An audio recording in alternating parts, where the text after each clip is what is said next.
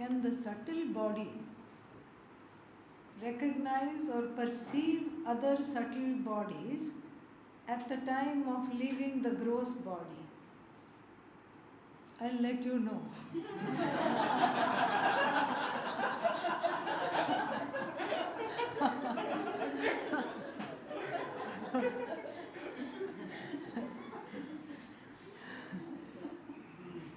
What the Shastra says is that, it is possible, but we don't know. Subtle body recognize, well, in a way, yes, because they say that when a person is ready to give up the body, meaning not that one is ever ready, when Bhagavan decides that the eject button is going to be pressed sometime soon, then that person dreams of people in the past, the near and dear ones. Like if their parents have departed, they will dream of the parents. If some other grandparents have departed, they'll dream of the grandparents.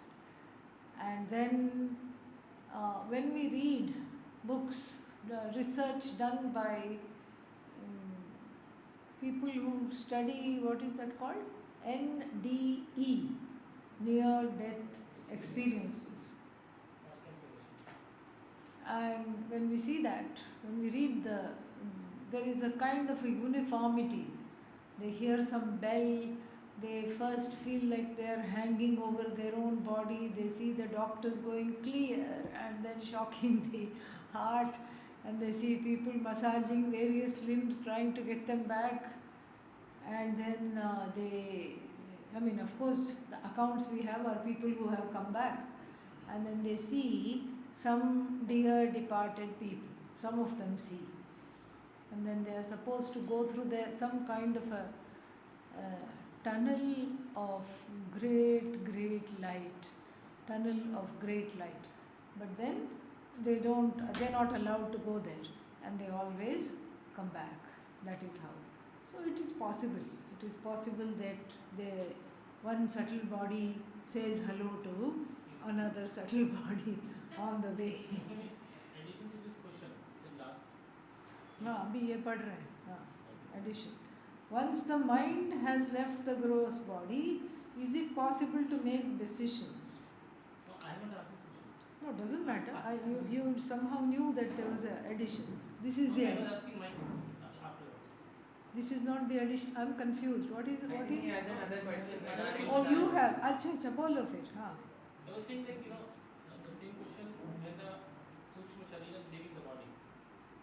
When the Sukshma Sharira leaves the body, yeah. Is the shape and the size the same? Or it is Yes, no, it is similar. Because this is the only body we know. And we are not talking of a jnani. Because Sukshma Sharira doesn't live for the jnani, correct? And so we are talking of person who is an ajnani. So Sukshma Sharira doesn't travel for jnani.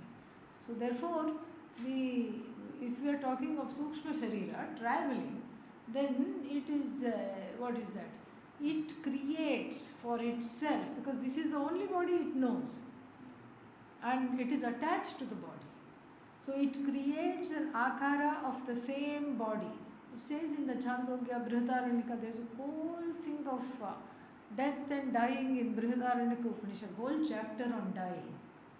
What happens, what goes next, all these things. And so, if you want to, if you are having a morbid mood, go read the translation. Really very fascinating. It's not depressing at all. And then, so the Sukshma Sharira creates for itself an akara of the same body, except nobody can see it except itself. We can't see it because it is Sukshmatvat, because it is subtle.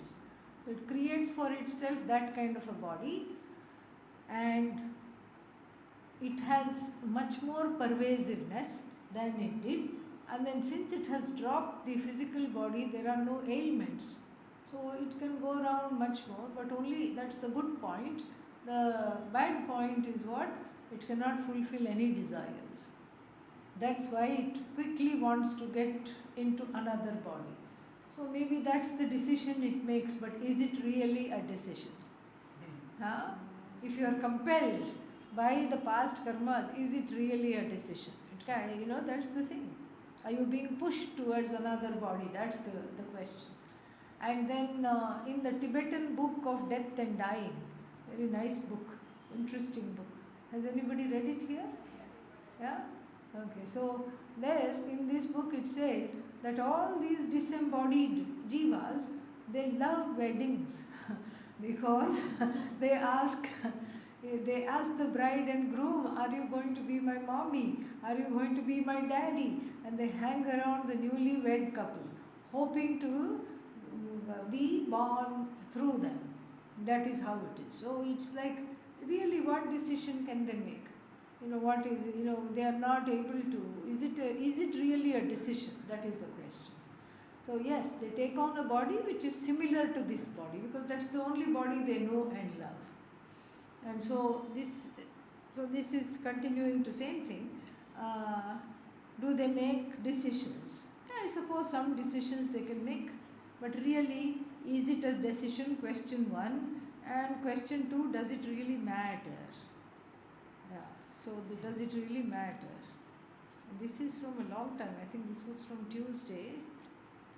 No, this was from last Thursday.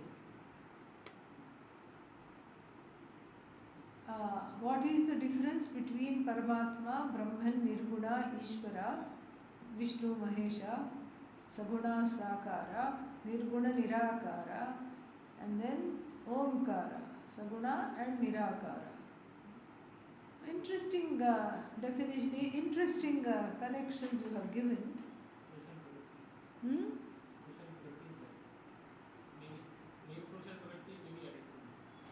No, it doesn't say Purusha Prakriti. It's just a question of various iterations of Ishvara. So, Omkara, I won't say it is Saguna. It is both Saguna and, it is, when you look at it as Ishvara, you can say it is Saguna, but it is Nirguna also. Nirakara, and it is also free of gunas. No problem with that. Difficult to read. Don't worry, I'll read it, yeah. Otherwise, you're right there, I'll ask you. Yeah. So, this is where to look at it. Brahma, Vishnu, Mahesha, Ishtadevata. Ishtadevata means what? Ekarupa Ishvara. We'll stick to our, what is that? Threefold, threefold forms which we have. Forms or so-called forms. So, Brahma, Vishnu, Mahesha, we will say Ekarupa Ishvara. Personal God in English, never understood that, Ishtadevata. Then we have Paramatma, then that is what? Aneka Rupa Ishvara, because that Paramatma is in everything. And when we are talking of Omkara, it is Arupa Ishvara. It's all Ishvara. And then this question has a part B. How to overcome dosha vritti in others? I often talk about others' behavior and react unnecessarily. It's very honest that the questioner has owned up to this. That is very candid. This owning up itself will reduce the dosha vritti. Dosha vritti means what? There is some way, it is not really that one wants to find faults in others. You feel bad when you do that. Everybody feels bad. One doesn't like to find fault in others. But one does it because the one with whom you are sharing the faults of another, perhaps one wants to feel close to that person. Because after all, the friend, how do you put it? The enemy of the enemy is who? A friend. In a strange way. Did I say that correctly? Yeah. Enemy of the enemy is a friend, kind of. So there are certain ways in which one wants to feel included. One wants to feel loved. One wants to feel like one belongs. One wants to feel special. And one easy way of feeling special is saying, this person is an idiot. And do you agree? Oh yeah, I also agree this person is an idiot. And suddenly between person A and B, both of whom are criticizing person C, there is a wonderful bond. And it is not a very nice bond actually. It looks like a wonderful bond. But what do we know about person A and person B? Both like to talk about others. Okay, this is what we know. And then left to themselves, what will they do? They will talk about each other also to others. At some point in time that is bound to happen. Maybe not today, maybe not tomorrow, when? Day after tomorrow or something like that. So this way we go to the root of the problem. What is the root of the problem? I feel insecure. That's why we talk about others. No other reason. I feel insecure and I want to secure myself in your eyes. So I will say I am better than so and so. Have you seen so and so? Have you seen them do something? They are idiots. They don't know what to do, what they are doing. And then it is a testament not so much of the other person's doshas, but my own insecurity, my own gnawing, biting feeling of not being wanted. That we can address. Are there other ways to feel wanted? Even without Vedanta. I mean, Vedanta may take some time to go in. So even without Vedanta, how to quickly feel wanted and loved? Do something for the other person. Just like Svatmavidyananda ji said.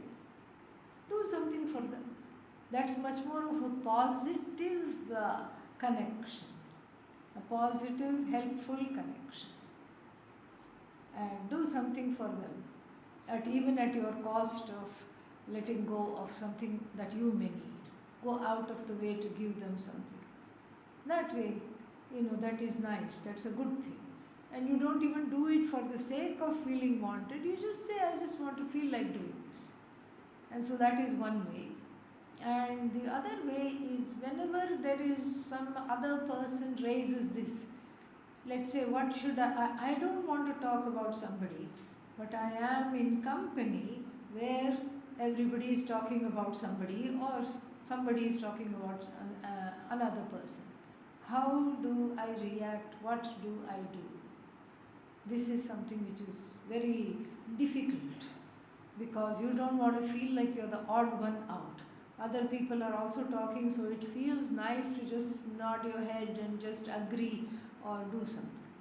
But here too, there are some options. What are the options?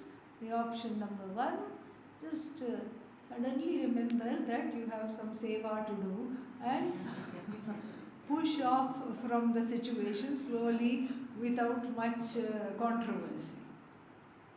Array, I forgot, I had to go do this, I have something to do. And slowly push off. After one or two times, people either notice or even if they don't notice, they get the message. They get the message. What is the message? That this person doesn't like this. Okay, so if we value his or her company, we shouldn't do this when they are around. So they will do it when you are not around, which is wonderful for you also, for them also. They are also comfortable. You are also comfortable. They are comfortable criticizing. You are comfortable not hearing the criticism. That's another way. And the second way, if you know the people well, and if you know that they are not going to beat you up, what to do, if it is safe enough, you can slowly say, what can you say? You can say, well, I don't know how I would be in that particular situation. Let's say somebody is discussing somebody's behavior and saying, this person did wrong, why did they do this, how did they do this? You can just muse and say, I don't know how I would react in their shoes. If I was in that situation, I don't know what I would do. Maybe I would be worse. Maybe I would behave in a worse way. I don't know. And just leave the thing trailing. You're not trying to change anybody. You're just sort of musing. You're thinking and leave it ... I don't know what I would do. and then that will itself kind of break up the thing, conversation, and give some people food for thought to sit and contemplate. And then what else? Then there is an excellent work called Dosha Pariharashtakam. Ashtakam, octet, 8 verses. Dosha Parihara. How to stop the fault of finding fault with others. Ashtakam. Beautiful. Very, very, very, very nice. And it really makes a difference in one's growth in Vedanta. If you're serious about Vedanta, you must read this, you must listen to the talks. It is just really, really awesome. Dosha Pariharashtakam by one Ayyawal, who writes it. I mean, how do you write a treatise on not finding faults? It's just amazing. Because then you're finding faults about other people finding faults. But he manages. He puts it all on himself, and he has a dialogue with Lord Shiva. And he says, when I find fault with somebody, this is what happens to me. He puts it all in I terms. Very, very nice. Beautiful. Doesn't critique anybody else except himself. And then it ends with a benediction. May I be very, very negligent when it comes to seeing other people's faults. May I be very, very, very attentive when it comes to seeing my own, like that. Very beautiful verses. It's a must listen. One Ayyawal. Ayyawal. Ayyawal. That was his pet name. He had another name. I'll find out. It wasn't used much. Huh? Sridhara Venkateshwara Shastri. Thank you. You found it? You just Googled it? Very nice. Fantastic. Awesome. So, Dosha Pariharashtakam. Is Ishvara mentioned in the Veda? Yes, you bet. Of course. In fact, a whole Upanishad is named after him. Guess which one it is? Isha Vasya Upanishad. Isha, And sometimes he is called Maheshwara. Mayantu Prakritim Vidyat Mayinam tu Maheshwaram. Sometimes he is called Mayi. Samayi Srijate Ityahu Shvetashvatara Shakhinah. Shvetashvatara Upanishad says this. Mayam tu Prakritim Vidyat Mayinam tu Maheshwaram. Of course, in fact, the whole thing in the Veda, which is to be known is Ishvara. In Karma Kanda also, what is Vedya? Ishvara. In Jnana Kanda also, what is to be known? Ishvara. That's all there is.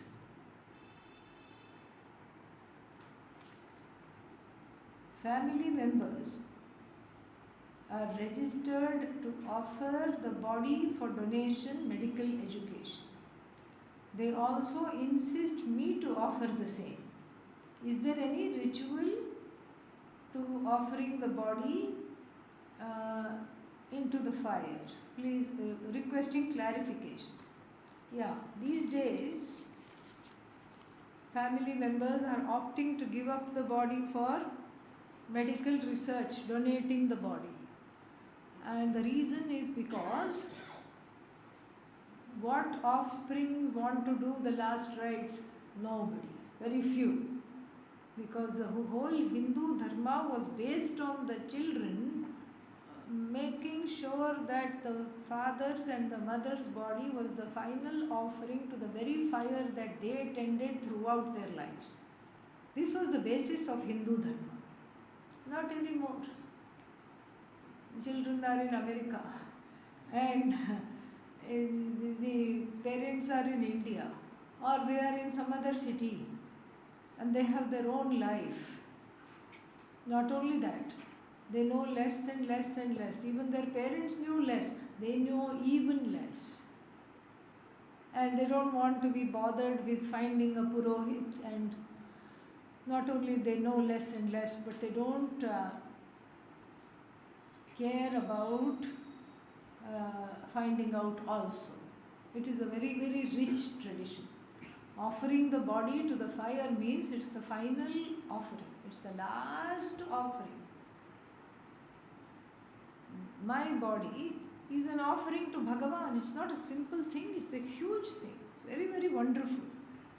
And then the Ishavasya Upanishad itself tells what is this thing, Pushanne karshe prajapatya vyuha rashmi samuha tejo yatte rupam kalyanatamam tatte pashyami.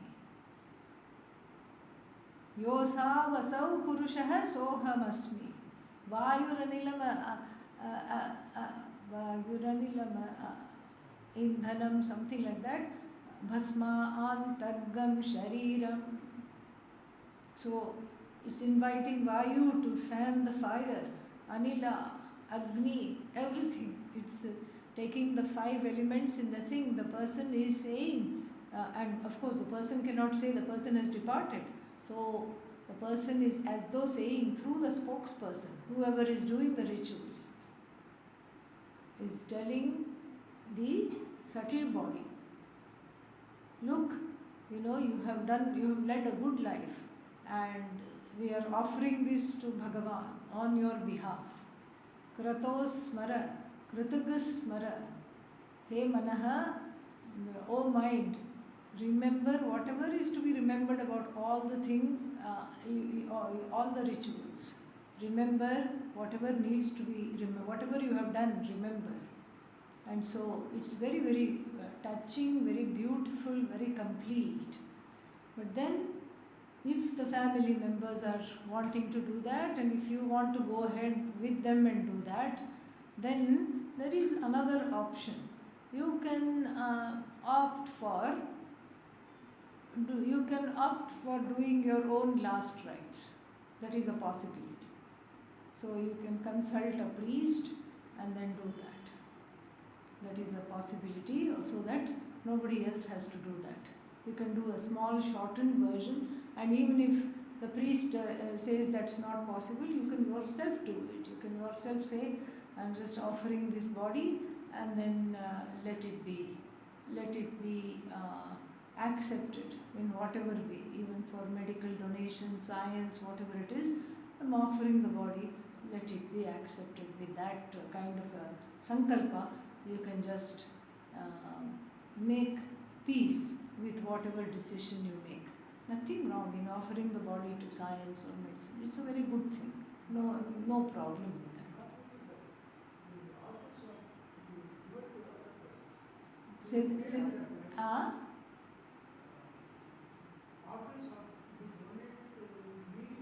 Yeah, that is a very good thing. Yeah, organ donation is very good. And sometimes they give the body to science also. That is also fine. Yeah, organ donation, the Hindu Dharma doesn't forbid that. Organ donation, so many people can, it depends of course on how one goes. One's organs may not be usable or may be usable. Eyes can be given to somebody, cornea transplant, liver, heart, if it is in good shape, it can be given. Nothing wrong. Nothing wrong at all. Om Purnamadah Purnamidam Purnat Purnamudachyate Purnasya Purnamadaya Purnameva Vashishyate. Om Shanti Shanti Shanti. Hari Om Shri Gurubhyo Namaha. Hari